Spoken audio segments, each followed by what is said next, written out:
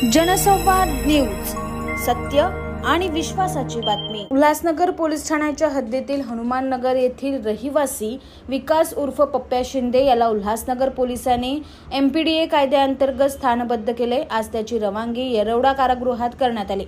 मागील अनेक वर्षांपासून पप्प्या शिंदे हा उल्हासनगर शहरात दहशत निर्माण करून गंभीर स्वरूपाचे गुन्हे करत होता।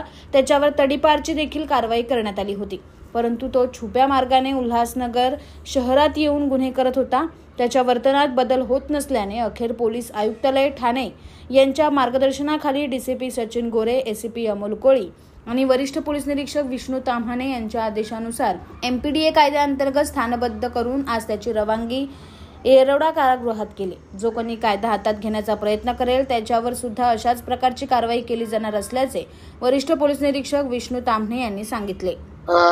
आमच्या पोलीस स्टेशनच्या रेकॉर्डवरील गुन्हेगार विकास उर्फ पप्प्या अशोक शिंदे हा जो आहे तो हनुमाननगर भागामध्ये उल्हासनगर इथं राहतो आणि मागील 5-6 वर्षापासून याच्यावरती बरेचसे गुन्हे दाखल आहेत।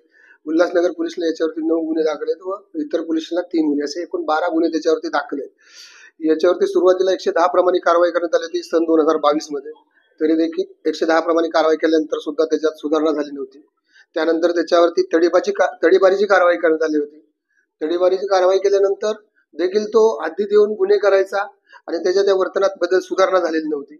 त्यामुळं त्यांनी गुन्हा केल्यानंतर त्याच्यावरती एमपीडीए प्रमाणे कारवाई करण्यात आली, कारण हा समाजासाठी जास्त धोकादायक झालेला होता आणि त्यामुळे त्याच्यावरती एमपीडीए अंतर्गत कारवाई केलेली आहे। या ठाणे जिल्ह्यातील या वर्षीची ही पहिली कारवाई आहे।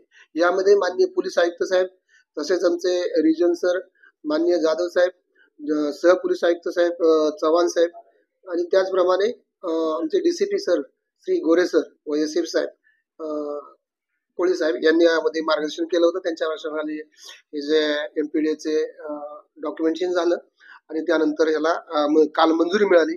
काल माननीय पोलीस आयुक्त साहेबांनी मंजुरी दिल्यानंतर याला रात्रीच ताब्यात घेऊन त्याला आज रोजी येरवडा जेलमध्ये दाखल करण्यात आलेलं आहे। या कामी आमचं जी टीम आहे, क्राईम पीआय गोडसे साहेब, तसेच तपास पथकाचे नवले PSI नवले व त्यांची टीम यांनी रात्रभर याच्यावरती काम केलं आणि आज त्याला येरवडा इथं पोहोचवण्यात आलेलं आहे। आता तो जेलबंद झालेला आहे। भविष्य काळात अशा प्रकारे तडीपार असलेले जे आरोपी आहेत आणि ते परत हद्दीमध्ये येतील आणि त्यांनी जर अशा प्रकारचे गुन्हे केले तर त्यांच्यावर देखील अशाच प्रकारची कडक कारवाई करण्यात येईल, जेणेकरून सामान्य नागरिक आहेत त्या सामान्य नागरिकाला त्यांच्यापासून त्रास होणार नाही। जनसंवाद न्यूज, सत्य आणि विश्वासाची बातमी। आजच सबस्क्राइब करून बेल आयकॉनला क्लिक करा आणि पहा ताज्या घडामोडींचा अचूक अंदाज आपल्या मोबाईलवर।